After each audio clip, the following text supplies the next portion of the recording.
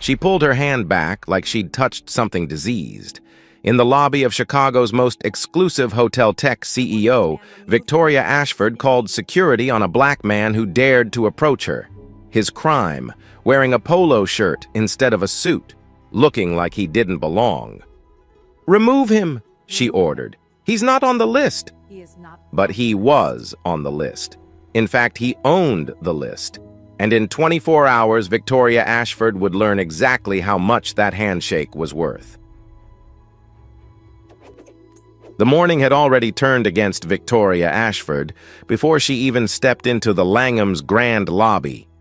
At 6:45, her phone had buzzed with a message that made her stomach drop. Henderson Capital, the European firm she had spent 3 months courting, had pulled out of negotiations. No explanation, no warning. Just a 2-line email that ended with, "We wish you the best in your future endeavors." She stood in front of her hotel bathroom mirror, applying lipstick with hands that refused to stay steady. Nexigen Technologies, the company she had built from a small startup into a tech empire over 12 years, was bleeding money. A failed acquisition 18 months ago had drained their reserves. Now they had exactly 72 hours to secure an investor, or the board would be forced to announce insolvency. Victoria had never failed at anything in her life. Her father, Richard Ashford, had raised her in the old Boston tradition where family name meant everything and weakness was unforgivable. When she was 9 years old, she watched her father lose his entire fortune to a business partner he had trusted. The man had seemed respectable enough, but he came from nothing, had no pedigree, no connections worth mentioning. Her father spent the rest of his life convinced that his mistake was trusting someone who didn't belong in their world. That lesson had shaped everything Victoria became. She built Nexigen with an iron grip, trusting only those who looked like they belonged at the table. Her leadership style was demanding, sometimes brutal, but it had made her one of the most powerful women in American tech. At least that's what she told herself every morning. Today, everything depended on one meeting. Marcus Webb, her chief financial officer, had spent 3 weeks convincing a notoriously private investor named Darian Cole to consider Nexigen. Cole managed a fund worth nearly $5 billion and had a reputation for transforming struggling companies into industry leaders. He was their last option, and Marcus had warned her repeatedly that Cole was unconventional. "He doesn't do the usual investor dance," Marcus had told her the night before. "No flashy dinners, no golf games, no yacht meetings. He shows up, he watches, and he decides based on what he sees. Don't try to impress him with numbers. He already knows the numbers." Victoria had dismissed the advice with a wave of her hand. She had been impressing investors since before Marcus was out of business school. She knew how to read a room, how to command attention, how to make powerful people feel like they needed her more than she needed them. What Marcus hadn't told her, what he assumed she already knew, was what Darian Cole looked like. By 10 o'clock, the lobby was filled with conference attendees. Victoria positioned herself near the center of the space, surrounded by 3 partners from a German tech firm she was hoping to bring into a side deal. The conversation was going well. She laughed at the right moments, dropped subtle hints about Nexigen's upcoming innovations, and made sure everyone noticed how comfortable she was in her position of power. Marcus stood a few feet away checking his phone. A message appeared from Darian Cole. "I'm here, in the lobby." Marcus looked up and scanned the crowd. He spotted Darian immediately standing near the entrance in a navy blue polo shirt and khaki pants. No watch, no briefcase, nothing that would identify him as one of the wealthiest investors in the country. Marcus started walking toward him, but one of the German partners grabbed his arm with a question about quarterly projections. In that moment, Darian had already begun moving toward Victoria. He had done his research on Nexigen, on its financials, on its leadership. He knew Victoria Ashford by reputation and by photograph. What she didn't know was that Darian Cole had spent his entire career being underestimated, and he had learned to use it as a filter. Growing up in one of Detroit's poorest neighborhoods, Darian had watched his mother work double shifts at a hospital just to keep food on the table. There were no connections to leverage, no family money to fall back on. Everything he had, he built with his own hands and his own mind. By the time he was 35, he had turned a small investment club into a fund that attracted attention from Wall Street. By 40, he was managing billions. But wealth had not erased the memories. 15 years ago, when he was still building his reputation, a CEO had refused to shake his hand at a conference much like this one. The man had looked at Darian's simple clothes, his skin color, and decided in an instant that he didn't belong. "We don't do business with people like you," the man had said loud enough for everyone nearby to hear. It took Darian 5 years to stop hearing those words every time he walked into a boardroom. He had made peace with that wound, or so he believed. But he had also learned something valuable from it. The way people treated strangers revealed who they truly were. So he continued showing up to first meetings, dressed simply without the armor of expensive suits and luxury watches. If someone only respected him after learning his net worth, then their respect meant nothing. Darian approached Victoria with a warm smile, extending his hand. "Ms. Ashford, Darian Cole. Pleasure to meet you." Victoria turned her eyes, moving quickly from his face to his clothes to his shoes. The assessment took less than 2 seconds. Navy polo slightly faded at the collar. Khaki pants that looked like they came from a department store. No visible signs of wealth, no conference badge, nothing that said he belonged among the executives and investors filling the room. Her brain, already operating in crisis mode from the morning's bad news, made a snap judgment. She pulled her hand back and took a half step away from him. "I'm sorry, do I know you?" Her voice carried the particular coldness she reserved for people who wasted her time. Darian kept his hand extended. "We have a meeting scheduled. Marcus Webb arranged it." Victoria glanced at the German partners who were watching with polite curiosity. Something about this man's casual confidence made her defensive, made her feel like she was losing control of a room she had dominated moments before. "I don't have any meeting with someone dressed like a maintenance worker," she said, her voice rising just enough to draw attention from nearby groups. "This is a private event. I don't know how you got in here, but I'm going to have to ask you to leave." Darian lowered his hand slowly. "Ms. Ashford, if you would just let me explain—" "Security." Victoria's voice cut through the lobby noise like a blade. 2 men in dark suits appeared within seconds. She pointed at Darian without looking at him. "This man doesn't have authorization to be here. Please escort him out." The security guards moved toward Darian, positioning themselves on either side of him. Around the lobby, conversations stopped. Dozens of eyes turned toward the scene. Victoria stood tall, chin raised, projecting absolute certainty that she was doing the right thing. Darian looked at her for a long moment. There was no anger in his expression, no indignation. Just a deep, tired disappointment, as if he had hoped for something different and found exactly what he expected.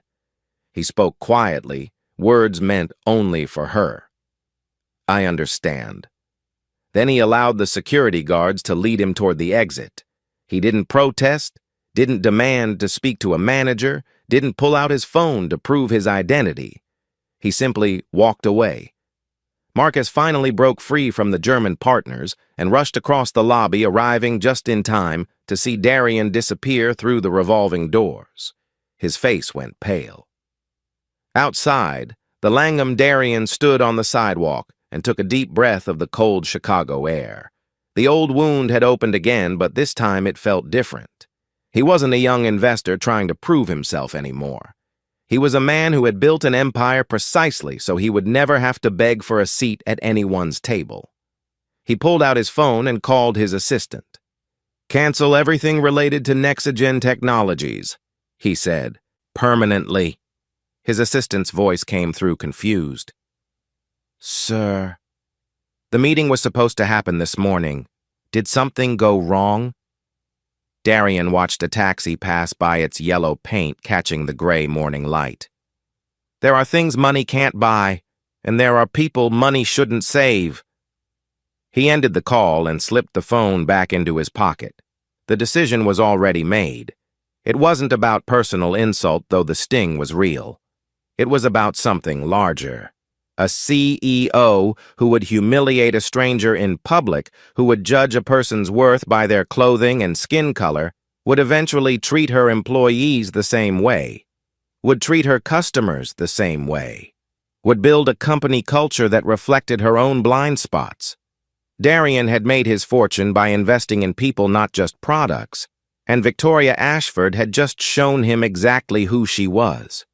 He walked away from the Langham without looking back, leaving behind a company that desperately needed his help and a woman who didn't yet understand what she had just destroyed. Marcus caught up with Victoria just as she was accepting congratulations from the German partners for handling that situation so professionally. He grabbed her elbow and pulled her toward a quiet corner near the elevators, his grip tighter than she had ever felt from him. "What did you just do?" His voice was barely above a whisper, but the intensity made Victoria step back. She straightened her blazer, annoyed by his tone. "I protected this meeting from someone who had no business being here. You should be thanking me." That man, Marcus said, each word landing like a stone, was Darian Cole. The name hung in the air between them. Victoria felt something cold spread through her chest. "That's not possible. Darian Cole is what?" Marcus cut her off. "What did you think he would look like, Victoria? Did you expect him to show up dripping in diamonds, wearing a sign around his neck with his net worth printed on it?" Victoria's mind raced backward through the last few minutes, replaying every detail. The navy polo, the khaki pants, the warm smile, the hand extended in greeting, and her own voice sharp and dismissive, calling him a maintenance worker in front of 50 people. "He didn't look like an investor," she said, but the words sounded hollow even to her own ears. Marcus stared at her with an expression she had never seen before. In 7 years of working together, he had always been the steady one, the professional who smoothed over conflicts and translated her aggressive leadership into something palatable for the outside world. Now something in his eyes looked broken. "He looked like me," Marcus said quietly. A black man in a room full of people who already decided what he was worth before he opened his mouth. Victoria opened her mouth to respond, but nothing came out. Marcus turned and walked away, leaving her standing alone by the elevators while the conference buzzed around her, oblivious to the disaster that had just unfolded. She spent the next 3 hours trying to undo what she had done. First came the phone calls, one after another, to Darian Cole's office, each one ending in the same polite rejection. Mr. Cole was unavailable. Mr. Cole was not accepting calls. Mr. Cole had left specific instructions that no communication from Nexigen Technologies would be forwarded to him. Then came the emails. She wrote and rewrote them, trying to find the right combination of apology and explanation that might get through to him. She sent 5 different versions over the course of 2 hours. None received a response. Finally, she tried LinkedIn, sending a connection request with a personal note attached. The notification came back within minutes. Darian Cole had viewed her profile. He had read her message. He had not accepted. By 7 o'clock that evening, the first posts started appearing on social media. Someone in the lobby had filmed the entire incident. The video showed everything in painful clarity. Victoria's dismissive gesture, her loud announcement to security, Darian's quiet dignity as he was led out like a criminal.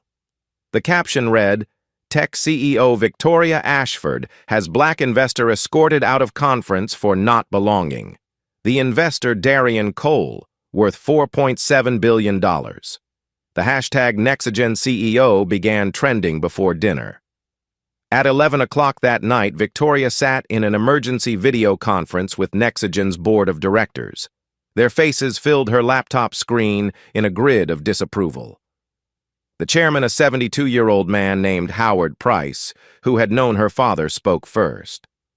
"Victoria, you have 24 hours to fix this. If you cannot secure Cole's investment and manage this public relations disaster, we will have no choice but to ask for your resignation." She wanted to argue to defend herself, to explain that it was a misunderstanding. But looking at the board members' faces, she understood that explanations would not save her. Only results would. The next morning, Victoria boarded the first flight to New York. She arrived at Cole Capital Partners' office building in Midtown Manhattan before 7 o'clock, an hour before the building even opened to visitors. She sat in the lobby watching the security guard at the front desk eye her with suspicion.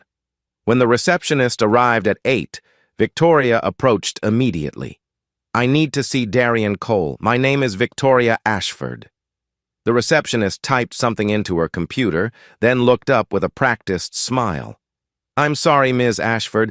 Mr. Cole doesn't have any appointments available today, and he has specifically indicated that he won't be meeting with representatives from Nexigen Technologies." "I'll wait," Victoria said. The receptionist's smile faltered.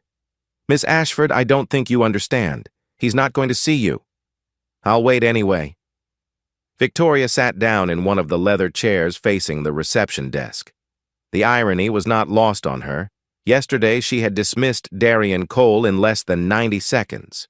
Today, she was prepared to sit in his waiting room for as long as it took. The hours crawled by. Victoria watched employees come and go, some of them glancing at her with recognition, others whispering to each other as they passed. By noon, her phone had filled with messages from board members, from journalists, from former colleagues expressing their disappointment. She ignored all of them. At 2 o'clock in the afternoon, after 6 hours of waiting, the receptionist finally spoke again.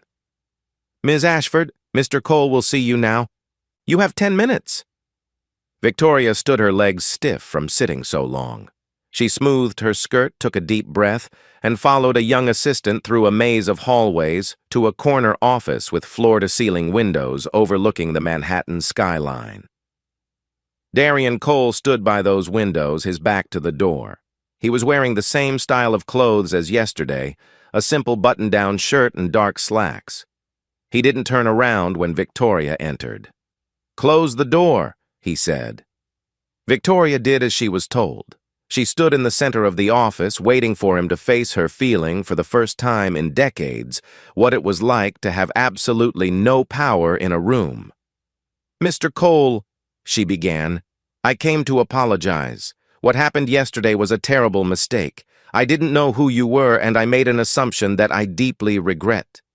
Darian finally turned around. His face was calm, almost serene, but his eyes held something harder. "Stop right there," he said. "Let me ask you something. What exactly is your apology for?" Victoria felt the ground shift beneath her. "For not recognizing you, for embarrassing you in front of all those people, for calling security when I should have... When you should have what?" Darian walked slowly toward his desk but didn't sit down. "When you should have checked my credentials first. When you should have Googled my face before the meeting. Is that what you're sorry for? That you didn't do your homework?" Victoria struggled to find the right words. "I'm sorry for the way I treated you." Darian shook his head.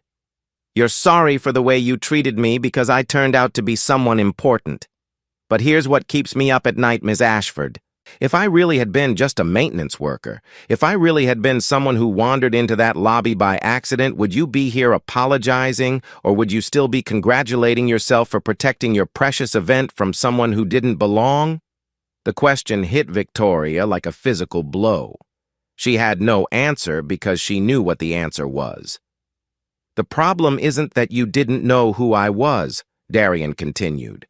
"The problem is that you looked at me and decided I wasn't worthy of basic human respect. You saw a black man in casual clothes and your first instinct was to treat him like a threat. Not a potential partner, not a fellow professional, not even a stranger deserving of common courtesy. A threat." Victoria felt tears forming in her eyes, and she hated herself for it. Crying felt like another manipulation, another way of making this about her own feelings instead of what she had done. 15 years ago, Darian said, "A CEO did the same thing to me at a conference in Boston. He told me in front of a room full of people that his company didn't do business with people like me. It took me 5 years to stop hearing those words every time I walked into a meeting. 5 years to believe again that I belonged in rooms where decisions were made. He walked closer to Victoria, close enough that she could see the fine lines around his eyes, the gray at his temples. "I thought I had healed from that," he said. "I thought I had moved past it. But when you looked at me yesterday when you called security like I was something to be disposed of, I realized that wound never really closed. It just stopped bleeding for a while." Victoria's voice came out cracked. "I don't know how to make this right." "You can't make it right," Darian said. "What's done is done. But you can decide what happens next." He walked behind his desk and sat down, his demeanor shifting from personal to professional.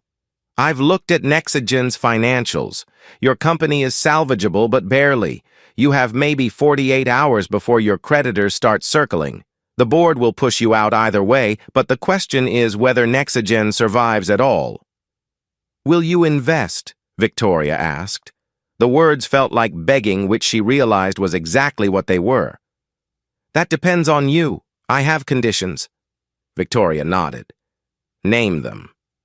"First, you will issue a public apology, not through your PR team, not a carefully crafted press release. You will record a video yourself in your own words admitting what you did and why it was wrong. You will use the words discrimination and prejudice, because that's what it was." Victoria felt her stomach clench. A public confession would follow her for the rest of her career. "Second," Darian continued, "you will bring in an independent firm to conduct a complete audit of Nexagen's company culture. They will interview employees, review hiring practices, examine promotion patterns. Whatever they find, you will publish in full." The thought of exposing Nexagen's internal workings to public scrutiny made Victoria's head spin. She had always kept tight control over the company's image. "Third, you will commit to restructuring your leadership team. Within 3 years, 40% of your executive positions must be held by members of underrepresented groups. And this isn't about quotas. This is about building a company that actually reflects the world it operates in." Victoria swallowed hard. "And the fourth condition?" Darian leaned back in his chair. "You give up your veto power. The board will have final say on all major decisions. You can stay as CEO if they'll have you, but you will no longer be able to override them." Every condition felt like a knife. Victoria had spent 12 years building Nexagen in her own image, controlling every aspect of its operations. What Darian was asking would mean surrendering everything that made her feel powerful. "You're asking me to destroy myself," she said. Darian's expression didn't change. "I'm asking you to prove that your company is worth saving, that you're capable of being something more than what you showed me yesterday. If you can't do that, then maybe Nexagen doesn't deserve to exist." That night, Victoria sat alone in her hotel room, staring at the Manhattan skyline through her window. She picked up her phone and called Marcus. He answered on the 4th ring, his voice distant. "What do you want, Victoria?" The question she had been avoiding for years finally forced its way out. "Marcus, do you think I'm a racist?" Silence on the other end. Then Marcus spoke slowly and carefully. "I think you've never had to look in the mirror." "Not really." "What does that mean?" "It means that for 7 years I've watched you make decisions that just happen to benefit people who look like you and talk like you and come from the same world you come from. Last year, I recommended Keisha Williams for the VP position. She had an MBA from Wharton and 10 years of experience. You said she wasn't ready. The person you promoted instead had 3 years of experience and a bachelor's degree from a school nobody's ever heard of. But he reminded you of yourself when you were young, didn't he?" Victoria tried to remember that decision, tried to recall her reasoning. Nothing came except a vague sense that she had trusted her instincts. "I'm not saying you're evil," Marcus continued. "I'm saying you've built a system that rewards people who fit a certain mold, and you've never questioned whether that mold is fair. You don't have to hate anyone to cause harm. You just have to never think about who gets left behind." The call ended, and Victoria sat with his words until 3 in the morning. She thought about every hire, every promotion, every partnership she had chosen over 12 years. She thought about the faces in her boardroom, her executive team, her circle of trusted advisors. She thought about who was missing and why she had never noticed. By dawn, she had made her decision. She recorded the video herself sitting in front of her laptop in the harsh morning light. No makeup, no script. No one to tell her what to say. She spoke for 11 minutes about what she had done in that lobby, about the assumptions she had made about the culture she had built, without ever examining it. She used the words Darian had demanded: discrimination, prejudice. She uploaded it to every platform she could find. Within hours, the video had gone viral. Half the internet praised her courage. The other half demanded her immediate resignation. Both responses felt equally deserved. 6 weeks later, the results of the cultural audit came in. 67% of minority employees at Nexigen reported experiencing or witnessing discrimination. The number hit Victoria like a verdict. She had built this. She had allowed this. She had never even looked. The board met the following day. Their decision was unanimous. Victoria would step down as CEO, transitioning to an advisory role with no voting power. Darian Cole would invest $50 million, but only on the condition that Marcus Webb be appointed as her replacement. Victoria watched the news coverage from her penthouse apartment, the empire she had built passing into someone else's hands. She had lost everything she thought defined her. Her title, her control, her reputation. But somewhere beneath the grief, something else was stirring. A question she had never thought to ask. If everything she believed about herself was wrong, then who was she really, and who could she become? The first month after losing her position felt like drowning in slow motion. Victoria stopped leaving her penthouse. The phone calls from old friends and colleagues had dried up almost immediately, replaced by a deafening silence that made her realize how many of those relationships had been built on her usefulness rather than genuine connection. Industry events that once sent her invitations now treated her like she had never existed. 3 former employees filed lawsuits against her, personally citing instances of discrimination she could barely remember. Reading through the legal documents, Victoria encountered moments from her own history that she had completely erased from her memory. A comment she made about a candidate's hair, a joke she told about someone's accent, small cruelties that had meant nothing to her, but had stayed with the people who received them for years. The media coverage was relentless. Every article about Nexigen's transformation included a paragraph about her downfall. She became a cautionary tale, a symbol of everything wrong with corporate America. Strangers on the internet dissected her apology video frame by frame, debating whether her tears were genuine or manufactured. In the 3rd month, Victoria did something she had avoided for years. She drove to her father's house in the suburbs of Boston, the smaller home he had moved to after losing the family estate. Richard Ashford was 81 now, his mind still sharp, but his body failing. He sat in his study, surrounded by books he no longer had the energy to read. Victoria settled into the chair across from him, the same chair where she had sat as a child, listening to his stories about business and success and the importance of knowing who belonged in your world. "I need to ask you something," she said, "about the partner who ruined you, the one who took everything." Her father looked at her with tired eyes. "Why does that matter now?"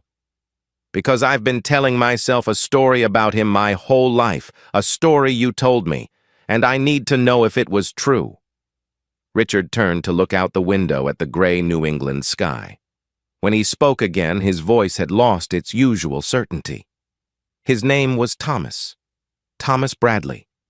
He was the most decent man I ever worked with. Victoria felt something shift in her chest. "Then why did you tell me he betrayed you?" "Because it was easier than telling you the truth." Her father's hands trembled slightly in his lap. "I made bad investments, took risks I shouldn't have taken. When the company started failing, I needed someone to blame. Thomas had come from nothing, worked his way up from the mailroom. He was an easy target. I convinced myself that someone like him couldn't be trusted, that his background made him unreliable. But the truth is, he tried to warn me. I just didn't listen. Victoria sat with this revelation, feeling the foundation of her entire worldview crack and crumble. For 40 years, she had believed that her father's downfall came from trusting the wrong kind of person. She had built her whole career on the principle of only working with people who fit a certain mold, and all of it was based on a lie her father told himself because he couldn't face his own failures. I blamed him publicly, Richard continued. Destroyed his reputation. He never recovered. Last I heard, he died about 10 years ago. Never got a chance to rebuild what I took from him. Victoria left her father's house that evening with something broken inside her. But for the first time, the breaking felt necessary, like setting a bone that had healed wrong. She began attending therapy twice-a-week sessions focused specifically on implicit bias and the ways people construct narratives to protect themselves from uncomfortable truths. She volunteered at an organization that helped young entrepreneurs from underserved communities, showing up without press coverage, without announcing her presence, just doing the work. She wrote letters by hand to every employee who had filed a complaint against her during her time at Nexogen. Not legal letters, not attempts to settle, just acknowledgments of what she had done and apologies that expected nothing in return. Most never responded. A few wrote back with anger, which she accepted. 2 wrote back with something like forgiveness, which she wasn't sure she deserved. Meanwhile, Nexogen was transforming under Marcus Webb's leadership. Within 6 months, the company had implemented every reform that the cultural audit recommended. The executive team expanded to include voices that had never been heard in those rooms before. Employee satisfaction scores climbed steadily. Revenue, which had nearly collapsed under Victoria's final months, began to stabilize and then grow. Marcus and Darian met for dinner in Manhattan to discuss the company's progress. They sat at a quiet table in a restaurant far from the usual power dining spots, both of them more comfortable away from the spotlight. "She's different," Marcus said, cutting into his steak. "Victoria, I've been keeping track. She's actually doing the work." Darian nodded slowly. "Do you think she deserves another chance?" Marcus considered the question carefully. "I think everyone deserves a chance to become better than their worst moment. Whether she earns that chance is up to her. But I've seen people change before. Real change, not just performance." "I've been hard on her," Darian admitted. "Maybe harder than I needed to be." Marcus looked at him with understanding. "You weren't just judging her. You were judging the man who did the same thing to you 15 years ago. She just happened to be standing in his place." Darian was quiet for a long moment. "Does that make what I did wrong?" "It makes you human," Marcus said. "The question isn't whether your anger was justified. The question is what you do with it now." Darian used the Nexogen case as a teaching tool, bringing it to Harvard Business School as an example of how corporate culture reflects leadership values. But he also launched something new, a foundation called Second Chance Leadership, that provided resources for companies wanting to reform their cultures after public failures. The goal wasn't punishment, it was transformation. 1 year after the incident at the Langham, the annual tech conference returned to the same Chicago hotel. Victoria received an invitation to speak on a panel about accountable leadership. Her first instinct was to decline. Standing in the same lobby where she had humiliated Darian Cole felt like walking back into a crime scene. But she accepted anyway. Running from the past had never helped anyone. Her panel went well. She spoke honestly about her failures, about the blind spots she had spent a lifetime refusing to see, about the long and incomplete process of becoming someone she could respect. The audience response was mixed, some appreciative of her candor, others still skeptical of her motives.